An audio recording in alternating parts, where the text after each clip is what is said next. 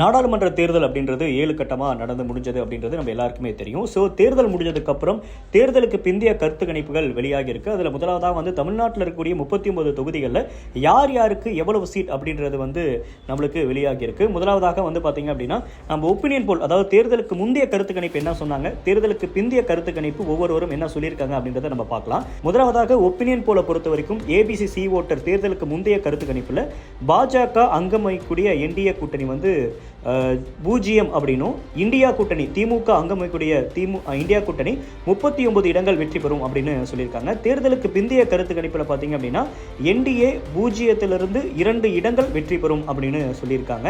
India கூட்டணியை பொறுத்த வரைக்கும் 37 39 இடங்கள் வெற்றி பெறுவாங்க அப்படின்னு சொல்லியிருக்காங்க. நியூஸ் 18 பொறுத்த வரைக்கும் தேர்தலுக்கு முந்தைய கருத்து கணிப்பு ஒப்பீனியன் போல பொறுத்த வரைக்கும் என்டிஏ 5 இடங்கள் வெற்றி பெறும் அப்படின்னு சொல்லியிருக்காங்க. இந்தியா கூட்டணியை பொறுத்த வரைக்கும் 30 இடங்கள் வந்து வெற்றி பெறும் அப்படின்னு சொல்லியிருக்காங்க. தேர்தலுக்கு பிந்தைய கருத்து கணிப்பு நியூஸ் 18 பார்வை என்னவாக இருக்கு அப்படின்னு பார்த்தீங்க அப்படின்னா பாஜக 1 3 இடங்கள் வெற்றி பெற வாய்ப்பு இருக்கு அப்படின்னு சொல்லப்படுது.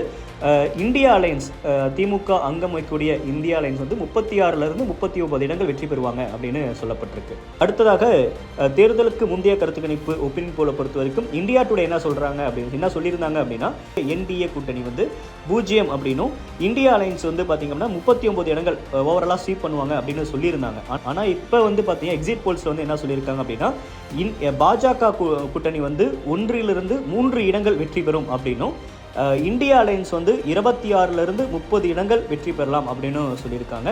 அதுக்கப்புறம் அதிமுக போன்ற இதர அப்படின்ற சொல்லிட்டு அவங்க 6 8 இடங்கள் ஜெயிப்பாங்க அப்படின்னு சொல்லியிருக்காங்க. இந்த 3 இதுலையுமே வந்து பார்த்தீங்க அப்படின்னா 4வது கட்சியாக வந்திருக்கக்கூடிய நாம் தமிழர் கட்சி வந்து பார்த்தீங்க அப்படின்னா யாருக்கும் எந்த இடங்களும் அவங்களுக்கு கொடுக்கப்படலை அப்படின்றது இதில் கவனிக்கக்கூடிய ஒன்றாக இருக்கு.